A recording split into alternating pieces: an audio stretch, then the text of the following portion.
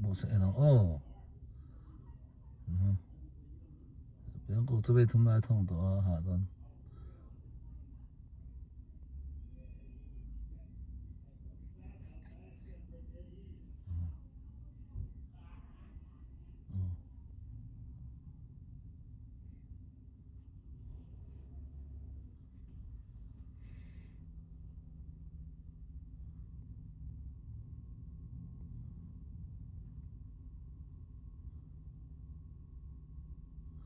tụt chép thằng biển cổ kia biển thì anh nghe tụt chép biển cổ tôi bị thùng bị lại thông đó anh học đó lo heo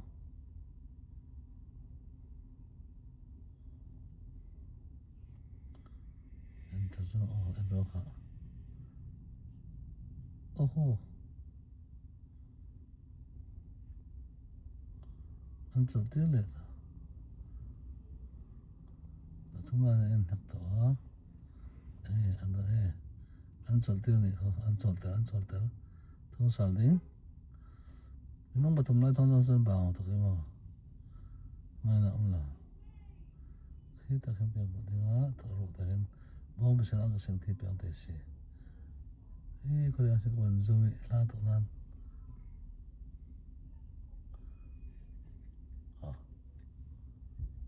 ok đây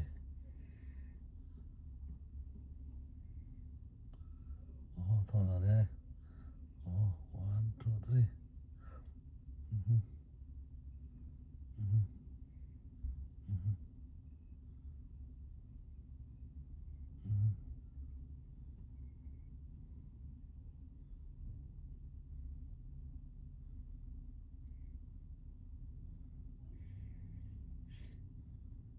1 2 3 cái mà có là cũng là bóng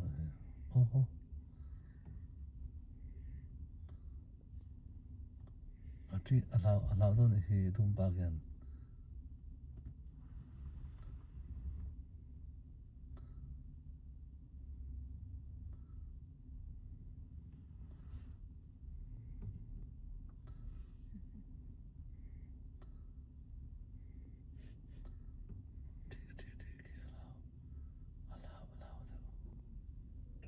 thật là ta tôi nhận thấy là cái cho thế lại bắt cho cái về này anh thằng này đó là gì anh cho thế là anh cho này cô anh dễ lắm tại tao không mấy bây giờ sao cái tour khăn này zero này sao bác sĩ là sao thì là chắc thế là heo ta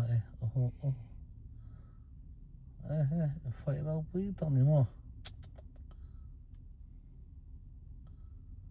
thì em tôi rồi thì không sao nalo anh thằng nào cái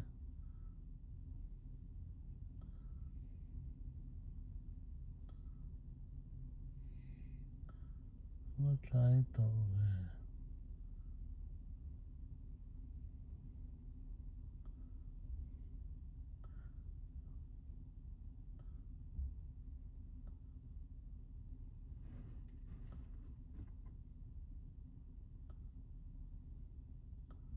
ano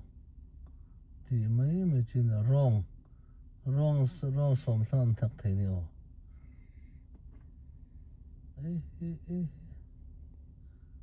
này cùng nhị ra hôn này tụi mà cùng nhị cho anh rất hôn này đó nào bây giờ lúc lệ ta đó này mình chắc kia là thiếm của bác để họ tụi mình thắc lệ ông để họ tụi mình thắc tiền lệ toàn anh chỉ nắng để họ tụi mình anh biết xem anh thắc thật ra mấy thùng về đi lại kì anh nó phụ thầy lâu đấy là có lại thắc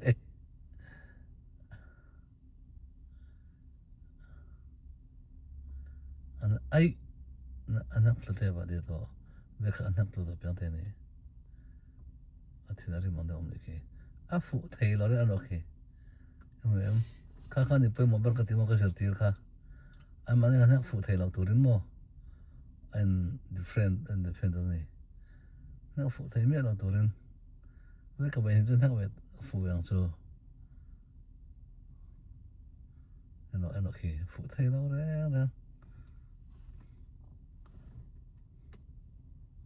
ano ki fu thei lo ra ki mo em alo ki fu thei lo to le a thalo tuk ka thiam chan anh hỏi tụi này kì tụi nó làm con lệ đó cái đồ tao thằng boxing fighting nó giờ đúng không fighting anh tôi anh thông lại nó action bomb sin lukum sin hi biang kong si tu anh chân thông lại tôi hi combo and content thôi mi anh không thấy bao cái đó rồi bể nó sẽ đâu này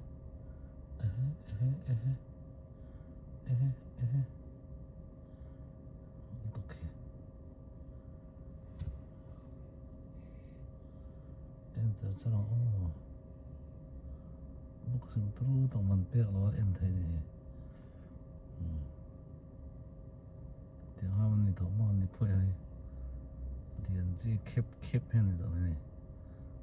tiếng một thông này bên này lại bên thông lại anh thông đâu áp hết rồi thông bị thông bay đâu xí bể mình tụm bây giờ tụi ba xí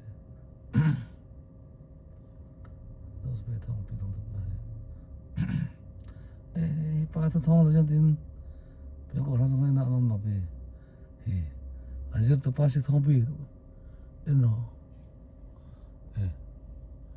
anh nào được anh em kì